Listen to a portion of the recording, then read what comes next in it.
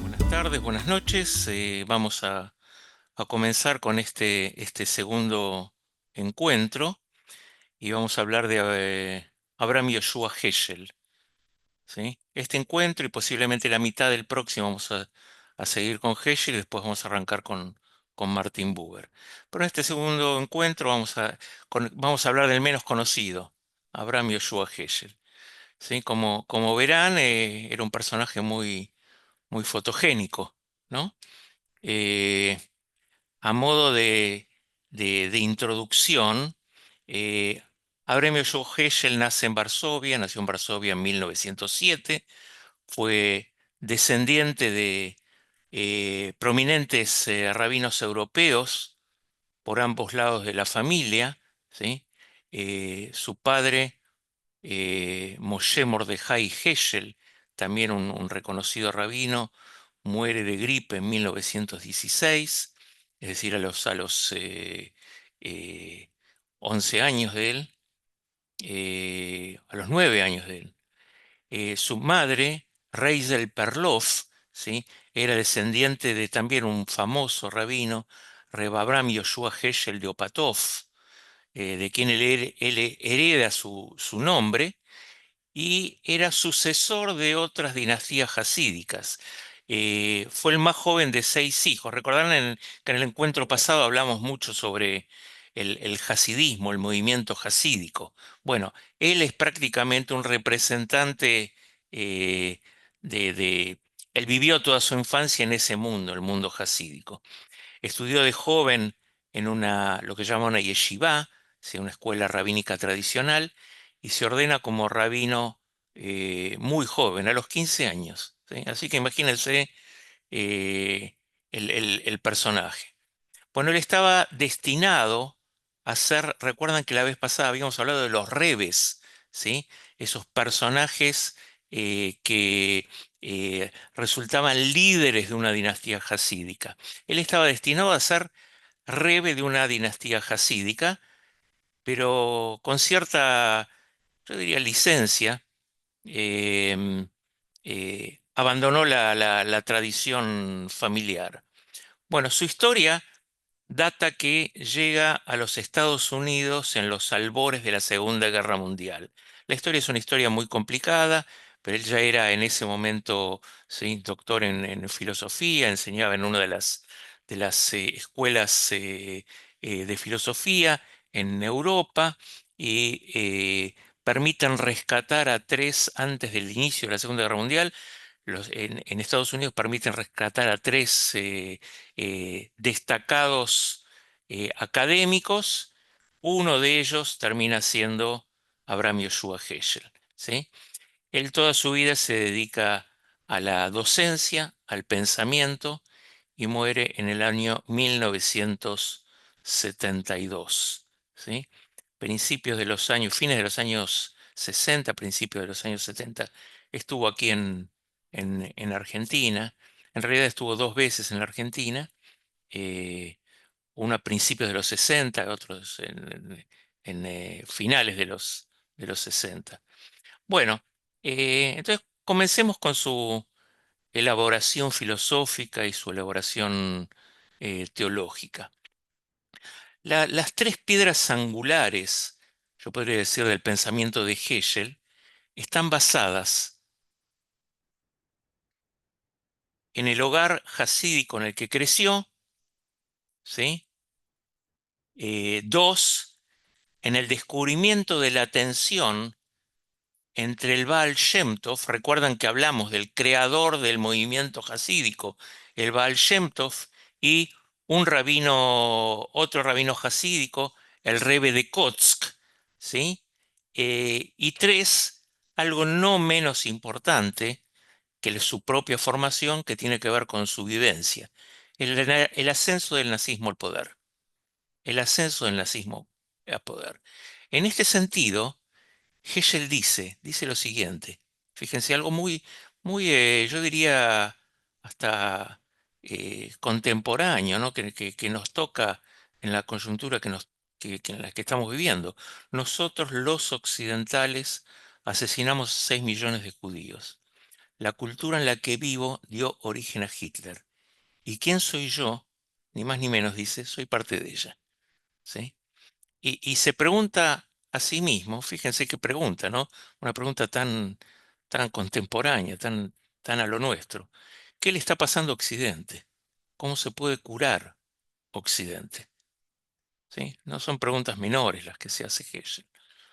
En definitiva, Hegel experimenta eh, una gran crisis en esta suerte de lo que él llama el occidentalismo. El occidentalismo. Y de eso surge la comprensión de que lo judío para él debe traducirse a un lenguaje universal que evite el próximo holocausto. Su desafío, podría decir yo, fue reparar Occidente por medio de un profundo espíritu judío. Esa es su intención. No le salió muy bien, pero bueno, fue su intención. Eh, y yo diría, no es solo una intención, es una cosmovisión, ¿sí? Reparar Occidente por medio de un profundo espíritu judío. Eso es lo que él dice. Eh, bueno, lo que vamos a empezar es a ver su libro, ¿sí? Eh, que también salió en la década del 60, eh, que en castellano se llamó Los Profetas. Fue editado por Editorial Paidós, 3 tomos. eh, Esta es su tesis fundacional y es en realidad el inicio de su recorrido teológico, ¿sí? Como introducción de la introducción, vale la pena recordar lo siguiente. En la reflexión teológica de la segunda mitad del siglo XX, la llamada conciencia profética aparece como un elemento central y determinante. En ese sentido, si tengo que hacer una referencia a la teología bíblica latinoamericana, ¿sí? Que en lo personal a mí me interesa mucho, ha sido de gran, gran aporte a las discusiones y debates que nos llevan al presente, la llamada exégesis del cuerpo profético, ¿sí? Que encontró un espacio significativo convirtiéndose en el núcleo de una reflexión que encuentra en la crítica de la profecía judía los fundamentos decisivos de su discurso teológico, ¿sí? La teología de la liberación y otras que se han elaborado en estas latitudes están íntimamente emparentadas con ese espíritu del análisis del profetismo, ¿sí? Y en ese aporte a la idea del profetismo, Heschel, Abraham Yoshua Heschel, se transforma en la referencia judía, ¿sí? Uno puede encontrar palabras, frases, pensamientos de Heschel en una amplia bibliografía teológica. Y de hecho, Heschel es más conocido en el mundo teológico no judío que en el mundo judío, especialmente, como decíamos antes, en la década del 60 y 70. Y esa difusión, ¿sí? Por lo menos en algunos círculos latinoamericanos, se la debemos a la obra del rabino Marshall Mayer, eh, el fundador del Seminario Rabínico Latinoamericano y de la comunidad Betel, de la que soy actualmente su rabino emérito. Él f- era uno de los consultores de la editorial Paidós y editó, ¿sí? Era el responsable de una corriente de edición dentro de la editorial Paidós relacionada con el tema de religiones y pensamiento, ¿sí? Eh, Seguramente, pero vamos a dejarlo para el WhatsApp nada más. Esta historia, algunos de los presentes la pueden contar mejor que yo, ¿sí? Susi Glotzer, que anda por ahí, la puede contar mejor que yo, pero lo vamos a dejar para otro momento. Eh, pero volvamos a lo nuestro. Eh, a diferencia de una lectura exegética e histórica, y esto es muy importante, ¿sí? A diferencia de una lectura exegética e historia, la lectura del profetismo bíblico de Heschel, ¿sí? Tiene como intención reestructurarse desde una comprensión fenomenológica, ¿sí?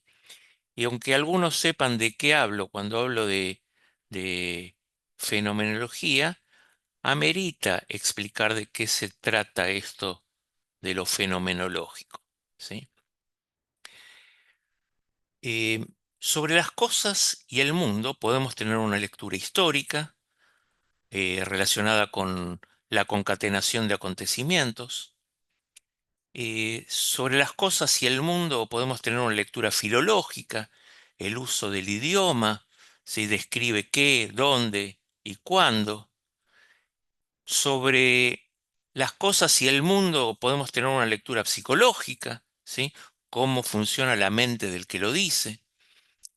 Sobre las cosas y el mundo podemos tener una lectura sociológica, cómo funciona la dinámica, los grupos sociales en donde se desarrolla tal o cual idea o conflicto o lo que sea, ¿sí? Y así, etcétera, etcétera, etcétera. Todo esto está basado en las categorías inductivas, deductivas, ¿sí? Objetivas, subjetivas, pero no intuitivas, ¿sí?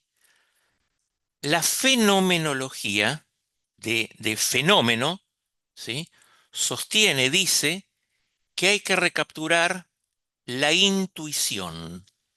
¿Y qué es la intuición? Es el conocimiento, la comprensión, la percepción inmediata de algo sin la intervención de esa razón histórica, filológica, psicológica, sociológica, etc. Vuelvo a repetir, es el conocimiento, la comprensión, la percepción inmediata de algo sin la intervención de esa razón histórica, filológica, psicológica, sociológica, etc. ¿Sí? La fenomenología asume la tarea de describir el modo en el cual el mundo se hace presente en la subjetividad, determinando sus diferentes estructuras esenciales, ¿sí?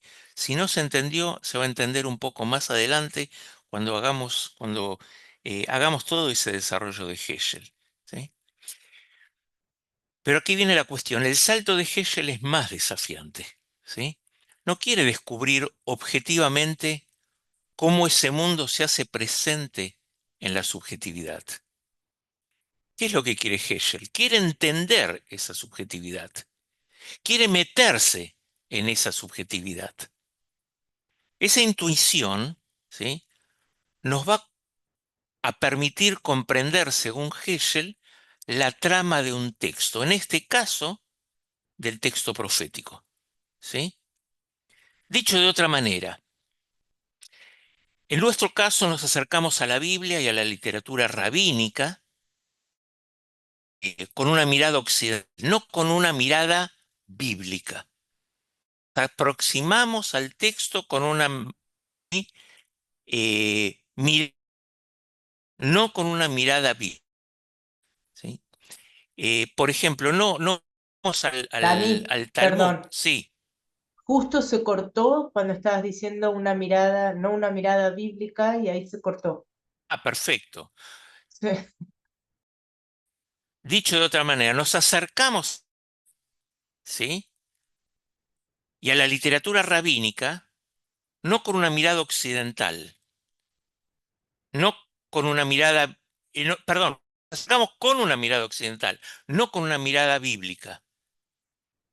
Cuando, por ejemplo, eh, de la manera tradicional, miramos al Talmud, leemos el Talmud, ¿sí? No vemos al Talmud con una mirada del rabino de la época talmúdica. En definitiva, lo que se pregunta Heschel, ¿qué es lo que quiere el escritor bíblico cuando escribe? ¿Qué es lo que pretende el escritor bíblico cuando escribe la Biblia? ¿Sí? Y vayamos a algo más profundo que trae Heschel, algo más fuerte que trae Heschel. ¿Qué significa que Dios tiene sentimientos, que Dios se enoja, que Dios ama? ¿Sí? ¿Qué significa eso? ¿Sí? Nosotros nos hacemos una traducción mental desde el lugar occidental, ¿sí? Las categorías occidentales son aquellas en las cuales nosotros estamos acostumbrados a pensar. Entonces ahí es que él decide hacer su tesis doctoral sobre los profetas. ¿Desde qué lugar? Desde una lectura fenomenológica. Y en este sentido, Heschel hace algo fantástico, ¿sí? Toma los relatos autobiográficos de los profetas, ¿sí? Cuando Jeremías dice qué le pasa a él, no qué le pasa a la historia, no qué le pasa al proceso histórico, sino qué le pasa a él, ¿sí? Toma los relatos, qué sé yo, de Isaías, autobiográficos de Isaías, cuando dice qué le pasa a Isaías, qué le pasa a él, no qué le pasa a su sociedad. Junta esos textos de los profetas y se dice, de manera muy sutil, Heschel, yo quiero desaparecer frente a ellos y quiero entender, comprender la esencia. Yo quiero separarme, distanciarme de la idea de si la profecía es algo verdadero o si la profecía es algo falso. Yo solo quiero analizar la vivencia. Y analizar la vivencia, para Heschel, es vivenciar la vivencia. ¿Sí? Él se pregunta, ¿qué sentían interiormente? ¿Cómo pensaban interiormente? ¿Cuál era la esencia de ellos? A eso él lo llama fenomenología. Fenomenología. Y ahí es donde Heschel recaptura nuevamente esta idea y dice, ¿saben qué? Yo voy a usar ese método. ¿Por qué decían lo que decían y por qué decidían lo que decidían? ¿Sí? Y voy a permitirme sentir en mí mismo, no juzgarlos, sino sentir en mí mismo lo que ellos sentían, vivirlo para después relatarlo, vivirlo para después relatarlo. Yo siempre recuerdo eh, la frase de un trabajo, pero la frase que utilizaba Walter Benjamin en relación al tema de la experiencia, ¿sí?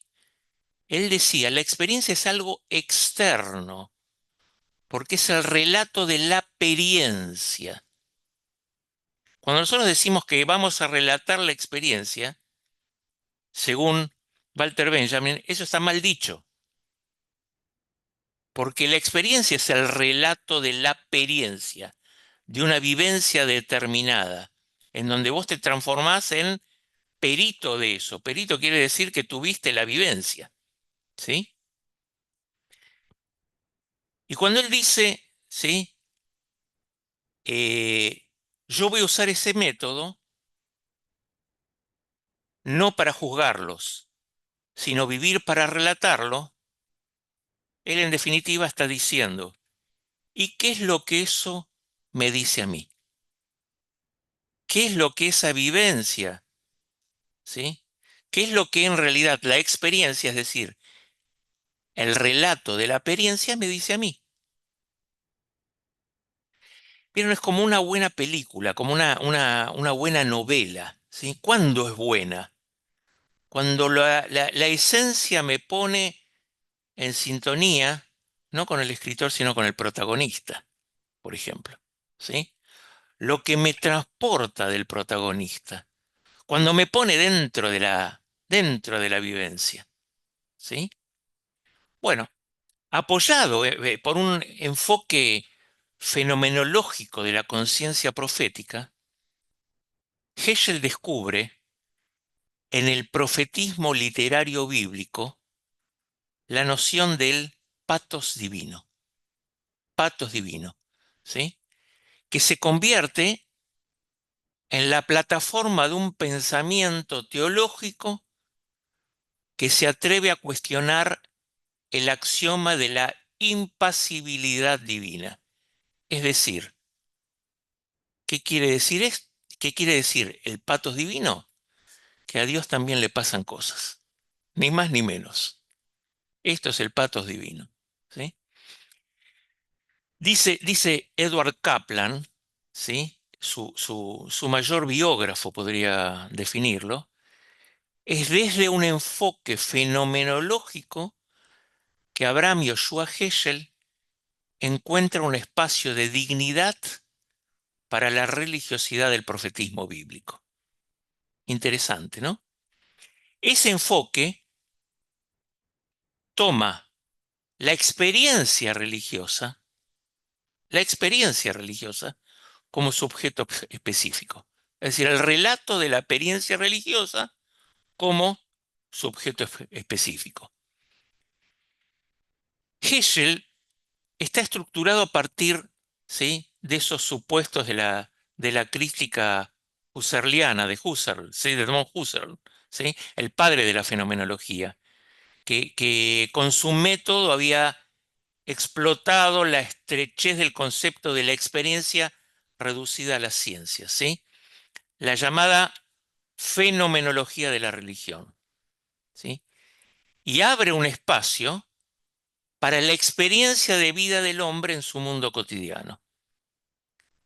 Y ese lenguaje fenomenológico funciona en Heschel como, llamémosle, una interfaz, ¿sí?, un lazo, un modo de conectar entre la tradición bíblica, en este caso judía, y el mundo intelectual occidental, haciendo visible un espacio para la reflexión en la escena moderna, donde la experiencia profética podría pensarse más allá de las reducciones científicas de una psicología, de la religión o una sociología de la religión. Veamos un poco más, ¿sí?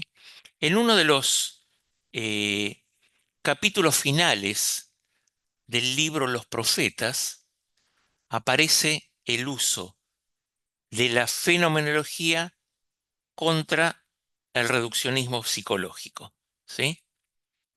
Para Heschel, el error en el enfoque psicológico ocurre en su prejuicio.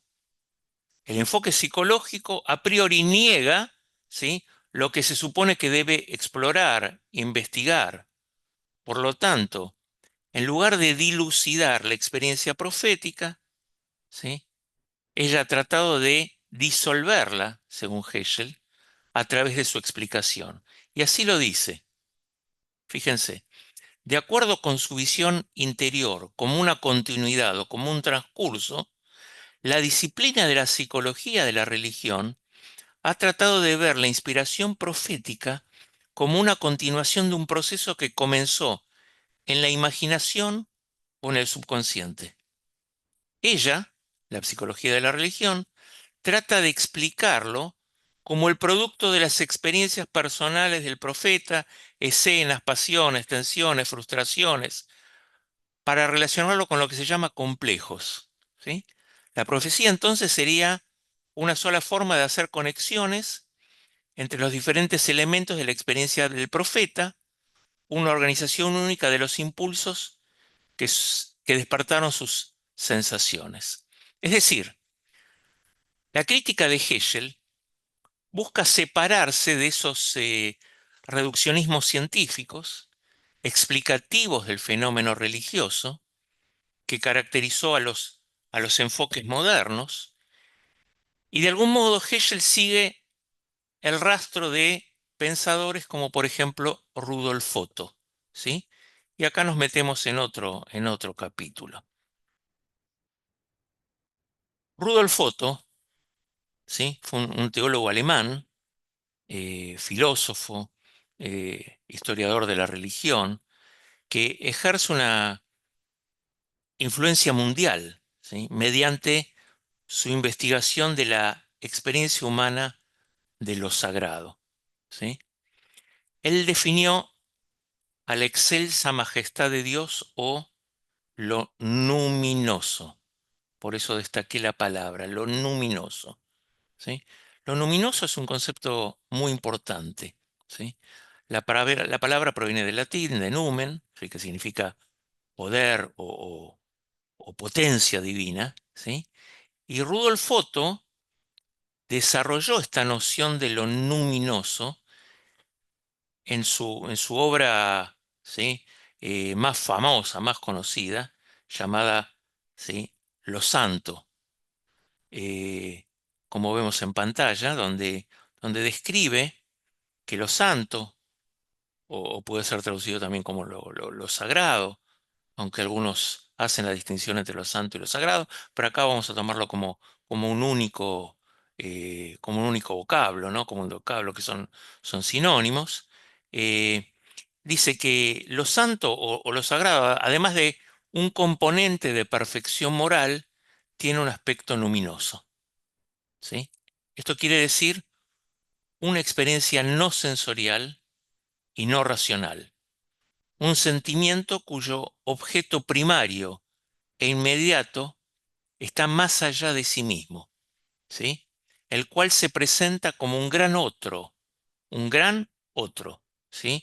O una, llamémoslo, alteridad radical. Acá me falta la L, alteridad radical, ¿sí? Miren qué término tan potente, alteridad radical. En una condición en la que el ser humano se ve completamente desconcertado. Recuerden este término, ¿sí? De la alteridad radical cuando veamos, analicemos, conversemos los otros dos pensadores, ¿sí? Buber y Levinas. Eh, una condición en la que el ser humano se ve completamente desconcertado, ¿sí? Rudolf Otto es el que introduce en gran medida la noción de que lo sagrado está acompañado por algo que no solo es misterioso, sino suele ser por momentos terrible, tremendo, ¿sí? Y a la vez fascinante, lo que él llama, ¿sí? Lo que en términos teológicos llaman el mysterium tremendum, ¿sí? Terrible, tremendo y a la vez fascinante, ¿sí? Pero volvemos a Heschel, para que se entienda un poco más. Heschel insiste, entiende, que hay que superar los determinismos que descalificaron la esencia de la profecía.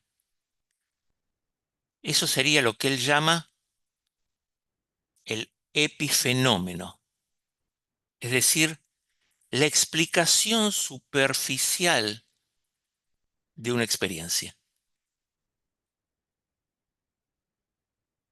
Por eso dice, no se puede reducir esto a un fenómeno psicológico, a un fenómeno social, Sí, sí, no, no, dice, hay algo más detrás de eso, es un epifenómeno, ¿sí? Lo que hay que entender, según lo que yo entiendo, por esto estoy totalmente equivocado, estoy diciendo pavadas todo el tiempo, ¿sí? Pero según lo que yo entiendo de Heschel, es que hay una dimensión de la misma experiencia que se concreta, ¿sí? Se materializa como el sentido de lo sagrado, ¿sí? Puesto en ejemplo, ¿sí?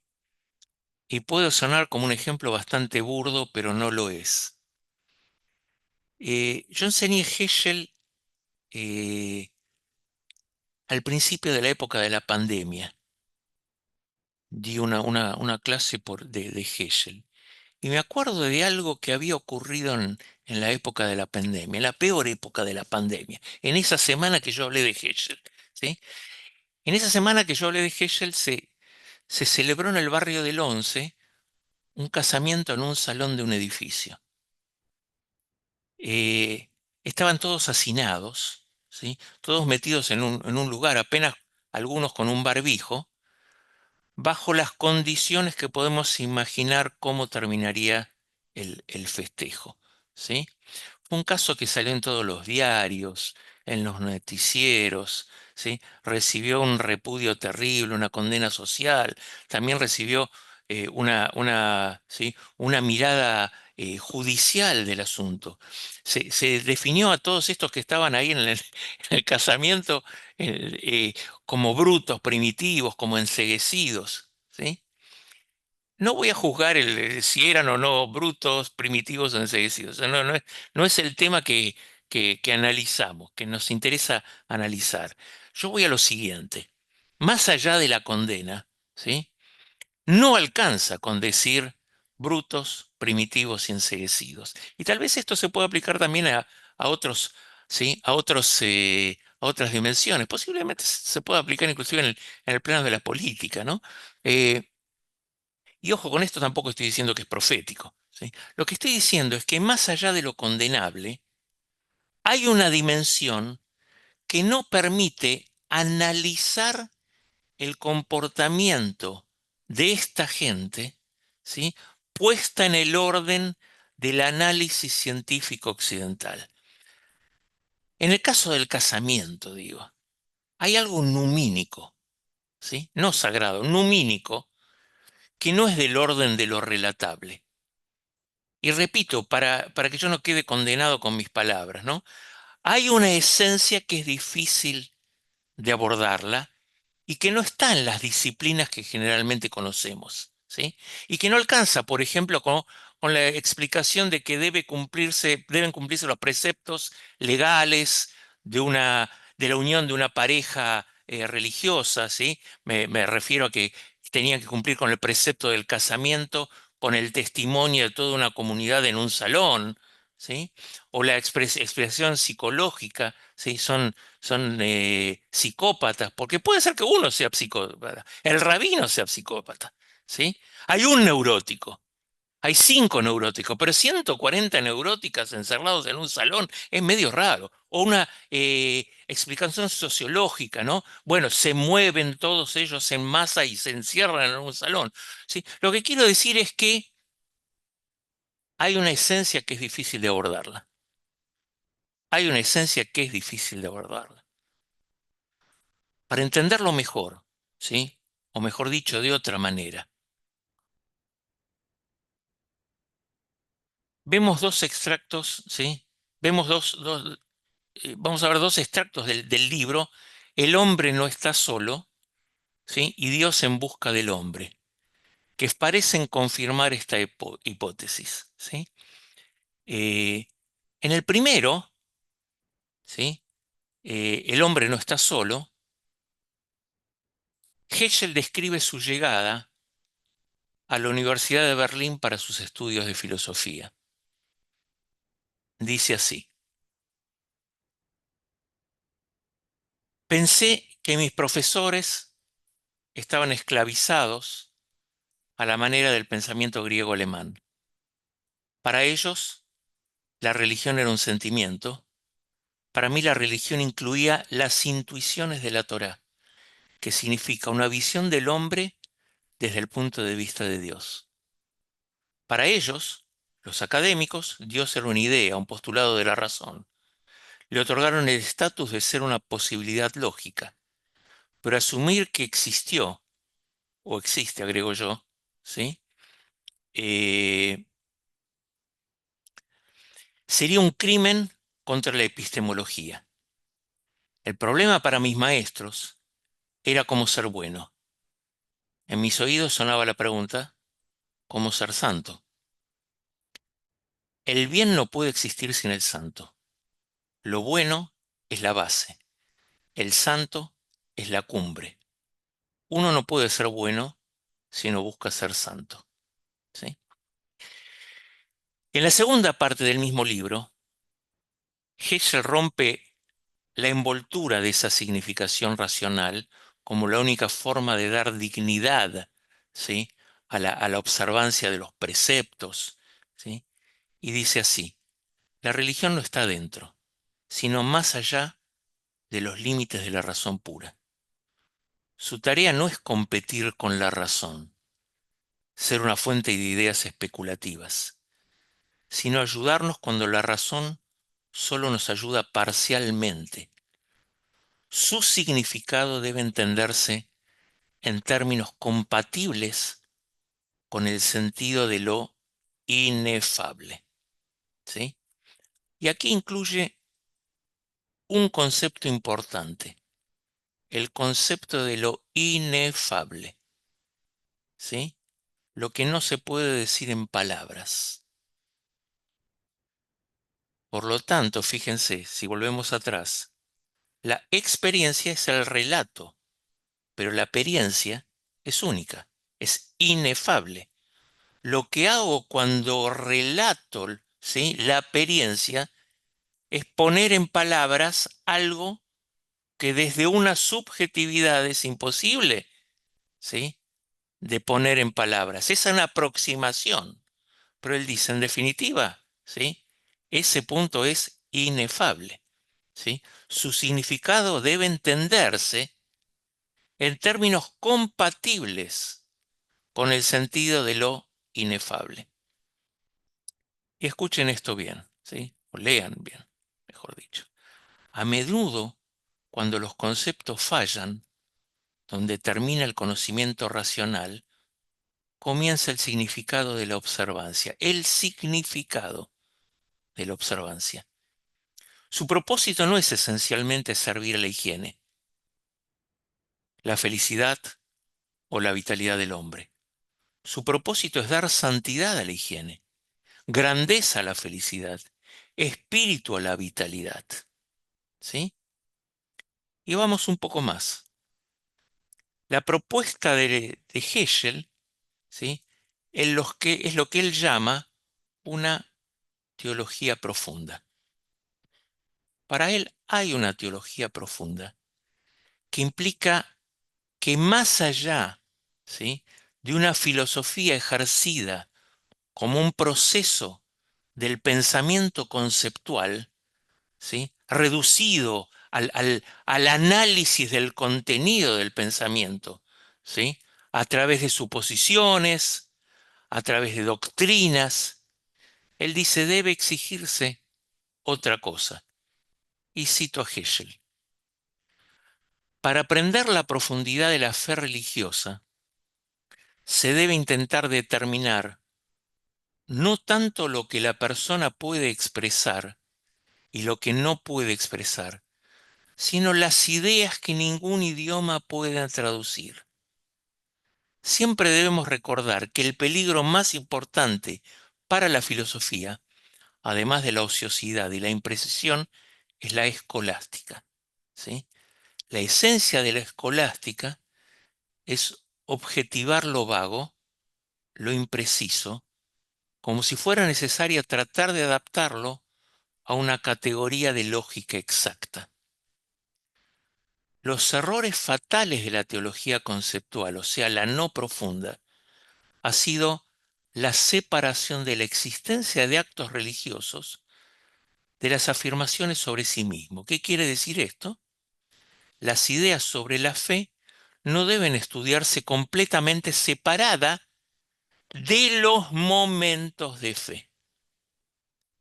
Si una planta se arranca del suelo donde está, se quita de sus vientos los rayos del sol y el ambiente de la vida y se mantiene en un invernadero, las observaciones realizadas con dicha planta revelan su naturaleza primordial. La creciente intimidad del hombre que penetra y se inclina ante la luz de Dios difícilmente puede ser trasplantado desde un simple reflejo. Sacado de su entorno en la vida humana, se marchita como una rosa, presionada en las páginas de un libro. Y la religión es algo más que un resto disecado de una vieja realidad de la vida cuando se reduce a términos y definiciones, códigos y doctrinas. Solo puede estudiarse en su hábitat natural de fe y piedad, en un alma donde lo divino está dentro de todos los conceptos. Piensen que él venía de un mundo, llamémoslo, ortodoxo, de observancia de la ley, de observancia de los códigos, y de repente sale con una cosa así. Se dice, no, no, no, esto no. Es decir, tenemos que comprender lo que hay dentro de todo eso, ¿sí? Solo puede estudiarse, ¿sí?, en su hábitat natural. La experiencia de la religiosidad profunda solo puede estudiarse en su hábitat natural, de fe y piedad, en un alma donde lo divino está dentro de todos los conceptos. Bueno, todo lo que dije hasta ahora, ¿sí?, es para entender a los profetas, ¿sí? Solo para eso. Entonces vamos a empezar ahora con los profetas, ¿sí? Eh, y vamos a seguir esta segunda parte, porque ahora es una segunda parte, ¿sí? Eh, eh, Hoy y en el próximo encuentro. Entonces, bienvenidos a la segunda parte. Vamos a empezar con el concepto de los profetas según Heschel. El objetivo principal de Abraham Joshua Heschel en lo que fue su tesis doctoral, que es eh, el antecesor de estos libros, ¿sí?, eh, es analizar e interpretar lo que él llamó la conciencia profética a través de la lectura de los profetas. Para dar un, ¿sí?, panorama de la época histórica, ¿sí?, la profecía clásica va desde el siglo octavo antes de Cristo, antes de la era común, hasta el siglo sexto antes de la era común, ¿sí? Ocupa aproximadamente 2 siglos, 2 siglos y medio. Eh, y repito que el texto de Heschel fue escrito originalmente como tesis doctoral en filosofía en la Universidad de Berlín en la década de 1930, y en la década del 60 él escribe estos 3 tomos, los reescribe, ¿no? Yo diría, los reescribe para el contexto estadounidense, ¿sí? Según Heschel, se pueden distinguir 2 aspectos en la experiencia profética, uno objetivo y uno subjetivo. El aspecto objetivo se refiere a la realidad de Dios en su carácter trascendente, ya que se presenta a la conciencia profética, y el aspecto subjetivo tiene que ver con la respuesta del profeta a la fuerza de esa presencia. Vuelvo a repetir, el aspecto objetivo se refiere, ¿sí?, a lo que en términos religiosos hablaríamos de la realidad de Dios en su carácter trascendente, ¿sí?, ya que se presenta como una presencia, una conciencia profética. Y el aspecto subjetivo tiene que ver con la respuesta del profeta a la fuerza de esa presencia, ¿sí? El profeta de Heschel ¿sí? Dice Eliezer Berkovich, que es eh, un profesor que era en realidad profesor de uno de los seminarios rabínicos de Estados Unidos, también un eminente filósofo, es el que se encuentra en el objeto, dice, de la visita divina. Y lo define así: Dios visita al profeta. Esa es la visión objetiva. ¿Y qué hace el profeta con esa visita? Esa es la visión subjetiva.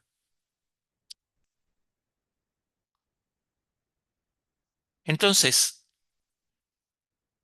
a la investigación, llamémosle fenomenológica, del elemento objetivo de la visita, Hegel la llama teología profética. Al elemento subjetivo de tal experiencia, Hegel la llama religión profética. ¿Sí? Dicho de otra manera, lo que el profeta sabe acerca de la realidad de Dios no proviene de silogismos lógicos o del sistema de inducción-deducción, inductivo-deductivo, como lo hace el filósofo clásico griego. Lo que el profeta sabe acerca de Dios proviene de su confrontación, de su experiencia, que en este caso él va a utilizar la palabra experiencia, ¿sí? Para no, para no hacer la disquisición benjaminiana, ¿sí? Lo que el profeta sabe acerca de Dios proviene de su experiencia con la presencia divina. Lo conoce por el impacto, por cómo lo afecta, por lo que sufre, por lo que sobrelleva, ¿sí?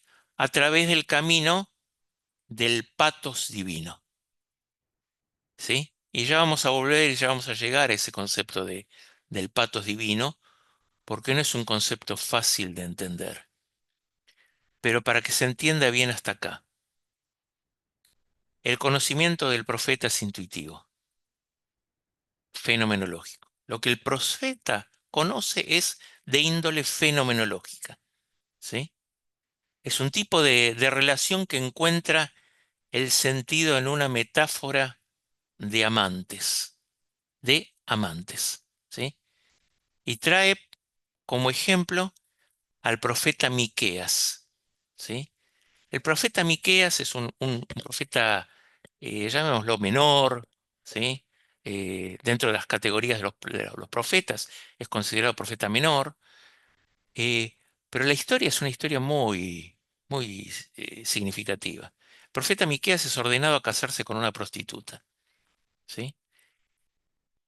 Y eso, en la tradición exegética clásica, ¿sí? Sería una metáfora del amor de Dios con Israel, con el pueblo de Israel. Y según Heschel, debe fenomenológicamente, intuitivamente, entender, sentir, vivenciar lo que le pasa, ¿sí? Y por eso el Dios encontrado por el profeta es un Dios, según Heschel, interesado en el hombre. Dada la vivencia de esta reunión, lo que el profeta comunica no son ideas acerca de Dios, sino lo que el profeta comunica son ni más ni menos que testimonios. Testimonios de una persona viva que se dirige al hombre en la dinámica del cuidado, ¿sí? Por esta razón, el lenguaje metafísico, el idioma filosófico, está fuera de la escena profética, de la escena del profeta. Y así dice Heschel: si hay alguna metafísica en el pensamiento del profeta, se centra principalmente en el significado de las acciones humanas y en la importancia de la vida de los hombres. El contenido del testimonio profeta, sigue diciendo Heschel, no es la esencia del ser divino, sino patetismo, su patetismo, el patos, ¿sí? No Dios es, no su ontología, como se llama en el lenguaje filosófico, ¿sí? Ontología de ente, sino su intencionalidad, intencionalidad, ¿sí? ¿Y qué quiere decir su intencionalidad? La preocupación de Dios por el mundo humano, ¿sí? La preocupación, el cuidado y el entusiasmo por el mundo humano. Es por eso que el alma del profeta arde con compasión por los seres humanos. El estilo del discurso profético no revela la esencia metafísica de Dios, sino que revela el interés divino emocional sobre la situación, el transcurrir, el drama, ¿sí? El drama del humano. Y repito, el estilo del discurso profético no revela la esencia metafísica de Dios, si Dios es omnipotente, si Dios es, sí, omnisciente, etcétera, etcétera, sino que revela el interés divino emocional sobre la situación, sobre el transcurrir, ¿sí? Sobre ese drama humano. Y eso es el patos. Eso es el patos. La forma del discurso profético es emocional, porque su tema es la vida de todas las personas. Dicho de otra manera, la vida de este pueblo está llena de contradicciones y estas contradicciones se reflejan en la preocupación divina, ¿sí? Que por un lado afirma la importancia del hombre para Dios y por otro lado condena y reprende la injusticia, la idolatría, la mezquindad, ¿sí? De la sociedad humana. En teología, ¿sí? Existe un concepto que se llama teos apates, ¿sí? No es un concepto desconocido para la teología bíblica ni para la filosofía de la religión. Pero la originalidad del pensamiento de Heschel radica en expandir este concepto al elevarlo, yo diría, al extremo, ¿sí? Llamándolo el patos divino, en donde Dios no solo se preocupa por la humanidad, sino que hay algo mucho más fuerte, mucho más intenso. Dios se ve afectado, ¿sí? Por el comportamiento del hombre. Dios se ve afectado por ello, por por el drama humano, por cómo el hombre, ¿sí?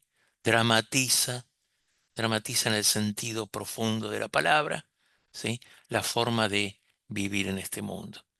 Es decir, dicho puesto en otras palabras, el Dios bíblico es un Dios patético, patético. Patético significa que lo afectan los eventos del mundo y que a su vez reacciona a esos afectos. Dios se revela a la humanidad no en su esencia o en su abstracción, yo diría de manera redundante, en su abstracción abstracta, ¿sí? Sino en una relación personal e íntima, ¿sí? Con el hombre, en una relación personal e íntima con el mundo. Él no ordena simplemente y espera obediencia de los seres humanos, según Heschel. Según Heschel, Dios es afectado, es movido, ¿sí? Por eventos históricos. Esos eventos y esas acciones humanas a Dios le causan bronca. esos eventos y esas acciones humanas a Dios le causa alegría, ¿sí? Hay alegría y enojo en el Dios viviente, según Heschel. Dice así Heschel: cuando Dios creó el mundo, vio que el mundo era bueno, pero cuando Dios ve la historia humana, no puede decir lo mismo. Y esa es, ¿sí?, la fuerza del patos, que el lenguaje profundamente humano, antropomórfico del profetismo bíblico quiere expresar, ¿sí? Las acciones humanas son capaces de sacudir a Dios, de afectarlo, según Heschel, de causarle dolor, de causarle placer, ¿sí? Bueno, el elemento básico aquí es la noción de que el ser humano es importante para Dios, tan importante que lo afecta, ¿sí? Y aquí viene un giro importante en Heschel, y es el siguiente. Si dicho lenguaje antropomórfico, que Dios sufre, que Dios mira, que Dios habla, ¿sí?, se desconecta de la noción de patos divino, según Heschel, esto confirmaría la idea de reducir a Dios a un ídolo, a imagen y semejanza del ser humano. Y este es un misterio que no se puede alcanzar racionalmente. O sea, que Dios pueda conmoverse y preocuparse por la humanidad, permitiéndose ver afectado, o verse afectado, mejor dicho, por sus obras y también por su ruina, la ruina de su obra, ¿sí? Entonces, el Creador se conmueve por su creación, y si no se conmoviera, sería un ídolo. Eso es el patos divino. Dios no es un otro con mayúscula, como hubiese dicho Buber o como dice Levinas, un otro, según Heschel, al que no le pasa nada. A Dios le pasa, a Dios le pasa, según Heschel. Dios cambia, Dios se altera. Alterarse en los dos sentidos, ¿sí?, que le molesta y que modifica su accionar. La alteración y ese sentido del drama, de lo tremendo, es decir, de lo que suscita temblores, es el corolario del cuidado divino, es decir, de Dios al hombre y no del hombre a Dios. Y eso es el patos divino, ¿sí? Y esto lo dice un pensador italiano que estudió a Heschel, se llama Paolo Gamberini, ¿sí?, de la Universidad de la Sapiencia, ¿sí?, para que vean que Heschel es más conocido en el mundo cristiano que en el mundo judío, ¿sí? Dice así: para eso Heschel utiliza el lenguaje connotativo, el de la poesía, el de la metáfora, porque ese estilo de lenguaje permite preservar la palabra en su dimensión de evento. Miren qué lindo, ¿no? Utiliza el lenguaje connotativo, el de la poesía, el de la metáfora, porque ese estilo de lenguaje permite preservar la palabra en su dimensión de evento, ¿sí? A mí me encanta, por eso puse ahí, me encanta Danny Goldman, no por Danny Goldman, me encanta lo que dice Gamberini. Dice Eliezer Berkovitz, ¿sí?, lo cito para no dejar a los judíos afuera: la impenetrabilidad de Dios está atravesada por su relación con el mundo de los asuntos humanos. Patos es unión en santidad. Patos es unión del hombre con Dios en su santidad, ¿sí? Aquí entonces está la base de la teología profética, de lo que hablábamos de la teología profética, el lado de la experiencia profética, que concierne a la objetividad de la presencia de Dios en la vida del profeta. Ahora vayamos al lado subjetivo, ¿sí? El lado subjetivo de esta experiencia es la respuesta del profeta a esa presencia.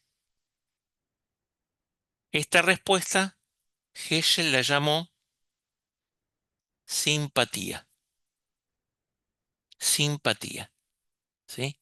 El profeta responde a ese patos divino, al presenciarlo, al transmitir su experiencia, al anunciarlo, ¿sí?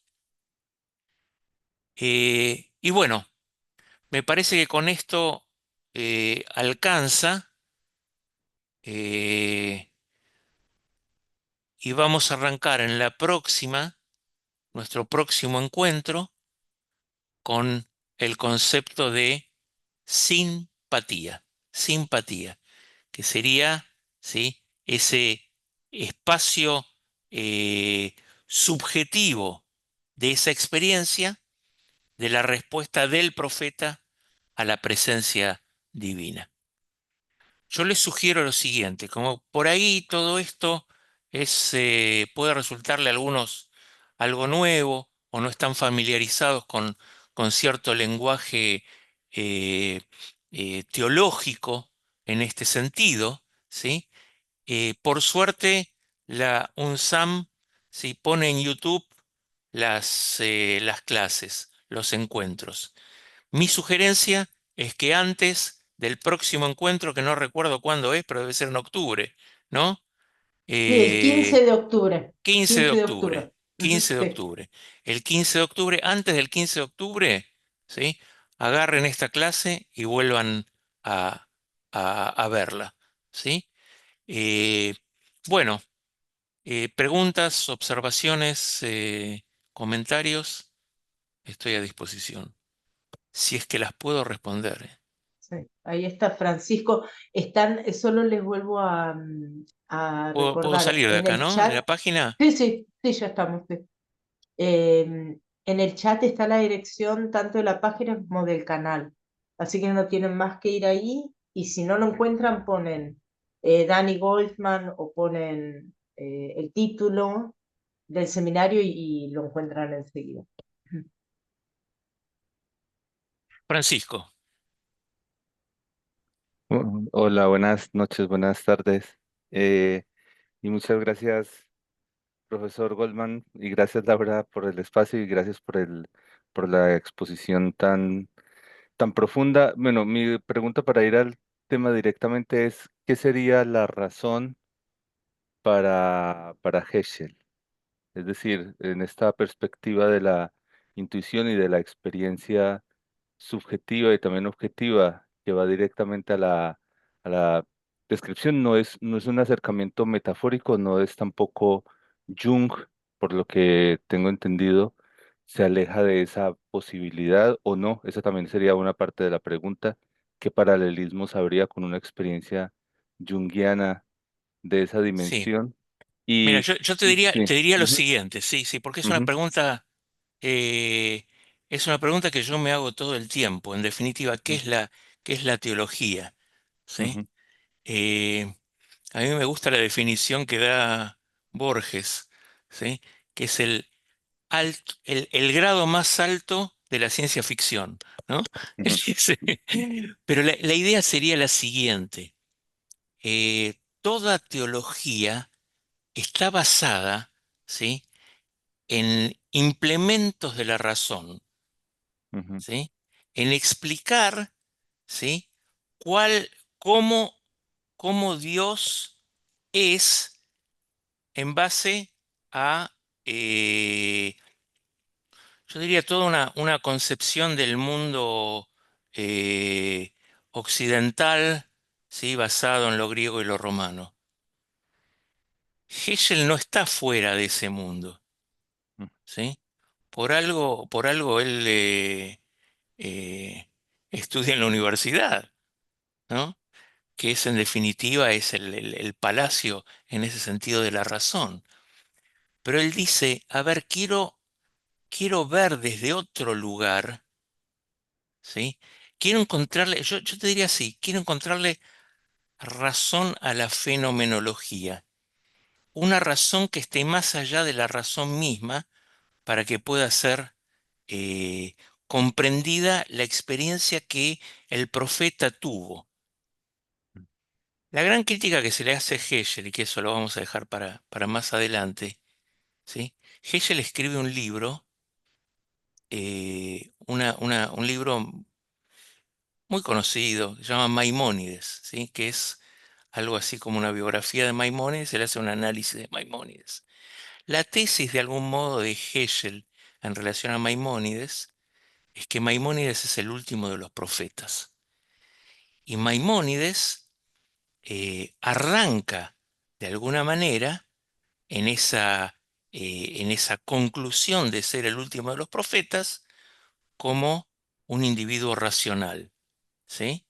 Individuo racional me refiere a un hombre que intenta explicar desde algún lugar, eh, yo diría, de afinidad, de familiaridad con la filosofía griega, ¿sí? Eh, la, me animaría a decir, hasta la competencia que existe entre el pensamiento, ¿sí? Mesoriental, o el pensamiento bíblico y el pensamiento talmúdico, y cómo esto no es contradictorio con ese mundo del pensamiento racional, ¿sí? Eh, en eso, de algún modo, Hegel se agarra, porque toma, ¿sí? Yo diría, eh, herramientas de ese mundo de la razón, y trata de, por otro lado, separarse, ¿sí? Tomar distancia de eso.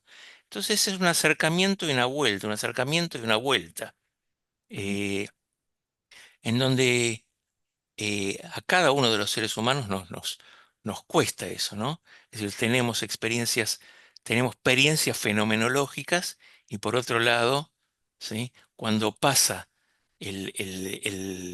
esa experiencia, cuando termina de pasar esa experiencia, ¿sí? En este mundo occidental lo tratamos de reducir a alguna de las disciplinas o de las ciencias. Hegel no puede no hacer eso, pero se revela de algún modo a todo eso. ¿Sí? Y es ahí donde agarra esa cuestión de lo fenomenológico, ¿sí? ¿Qué le pasa al hombre, en definitiva, y qué le pasa a Dios? ¿Sí? Es decir, ahí es donde va a jugar. Entre paréntesis, los detractores de Hegel que decían, ¿por qué escribió el libro de Maimónides como el último profeta para decir, en realidad no, yo Hegel soy el último profeta? Pero esos son ¿sí? Los malos de siempre que existen en cada generación. Eh, yo les quiero contar algo que se cuenta acerca de Hegel. Eh, Hegel era un chico formado, un joven, ¿sí? Un adolescente formado en la escuela tradicional de las escuelas rabínicas tradicionales, eh, pero a su vez eh, con lectura, ¿sí? Para ese mundo subversiva, ¿no? Y hasta que un día va a la Universidad de Berlín y le dice, me quiero anotar, porque él escribía poesía. Esto de la metáfora en Hegel no es nuevo, es ya prácticamente de niño. Eh, y le dicen, bueno, pero para anotarte trae los certificados del colegio secundario. Y dice, no, pero yo nunca estudié en el secundario. Dice, bueno, pero eh, eh, entonces hace el secundario, pero ¿cómo se hace el secundario? Bueno, pues tenés que estudiar en la primaria. Después dice, pero yo no estudié nada de eso.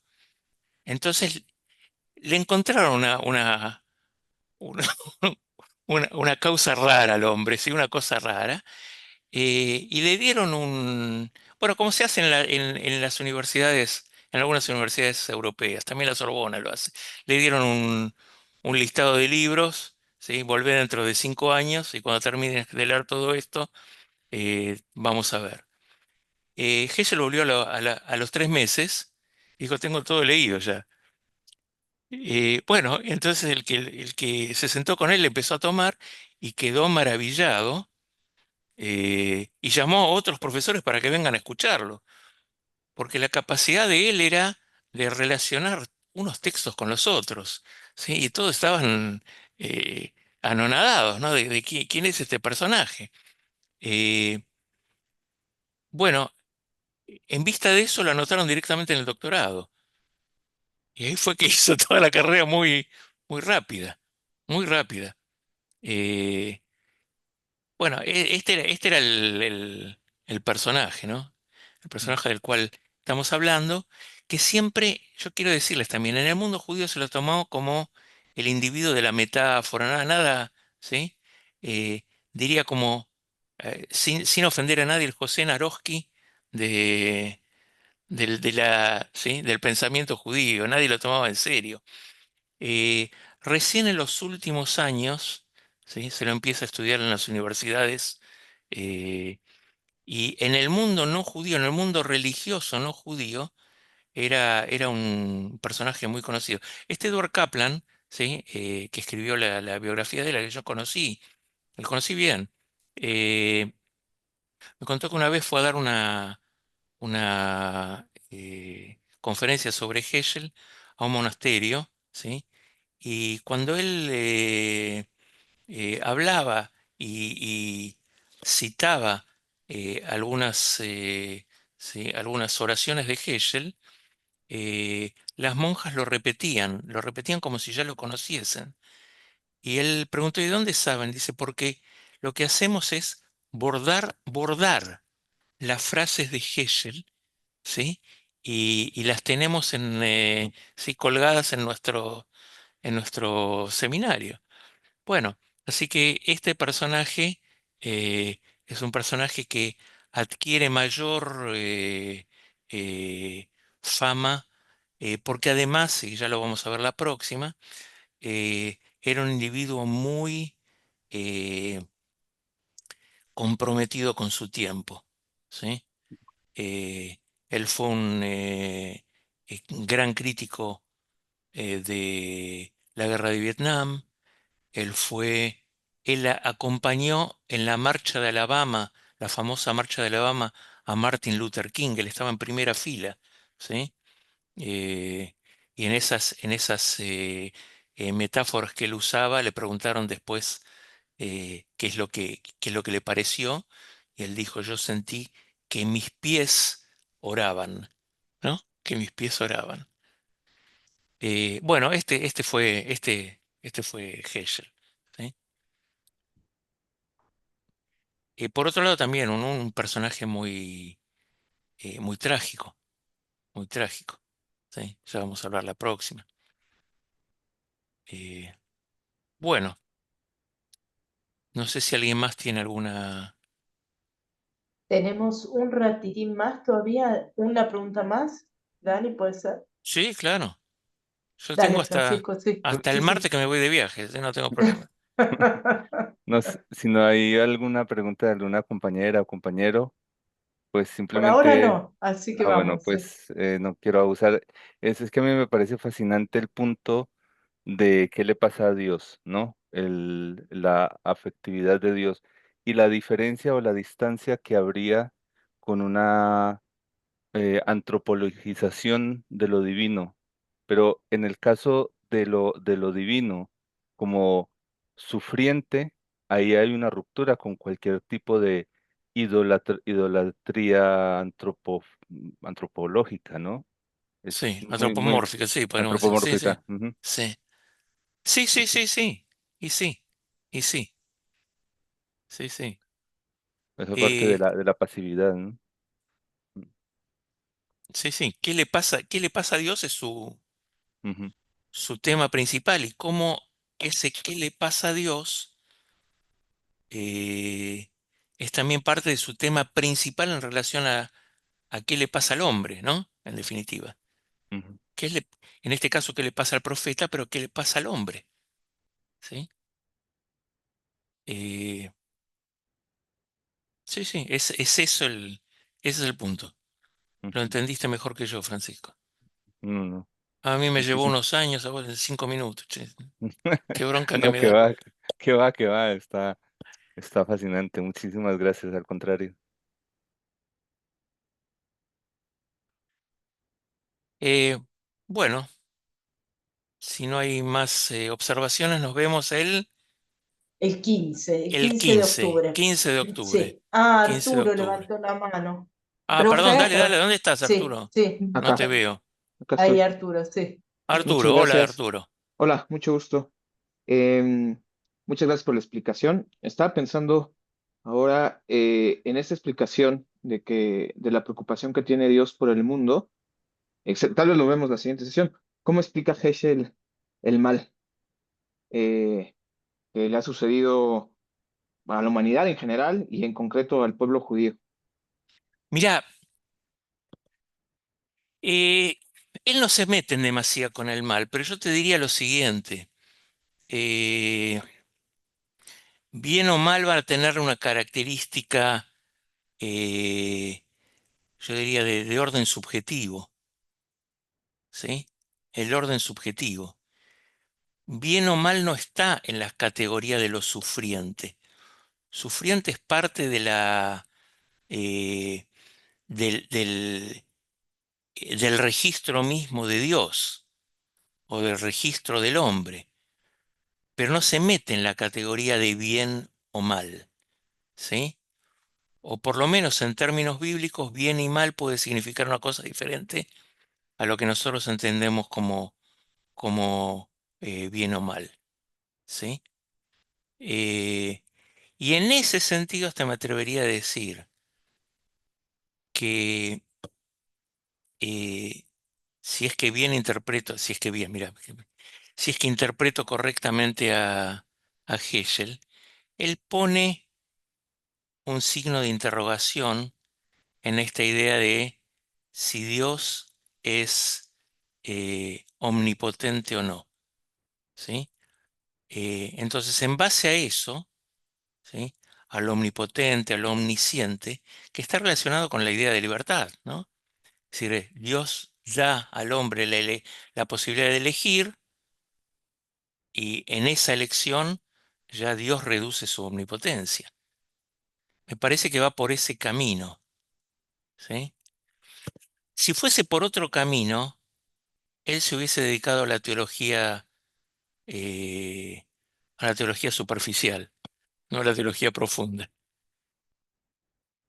Muy bien. Muchas gracias. Sí, en otros términos, no le preocupa mucho el bien y el mal.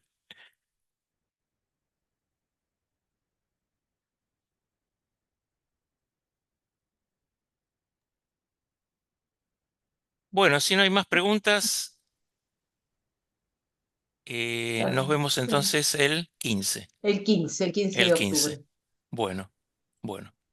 Les mando un abrazo a todos y Gracias, que Dani. Muchas tengan gracias. un final no, una mitad del mes lindo que Sí. viene y la mitad del mes que viene también. Y seguimos con Heschel y vamos a empezar con Buber en el próximo encuentro. Bueno, y buen viaje para vos, Dani, ¿eh? Gracias, gracias, gracias. Gracias. Que Muchas estés muy gracias. bien. Muchas gracias.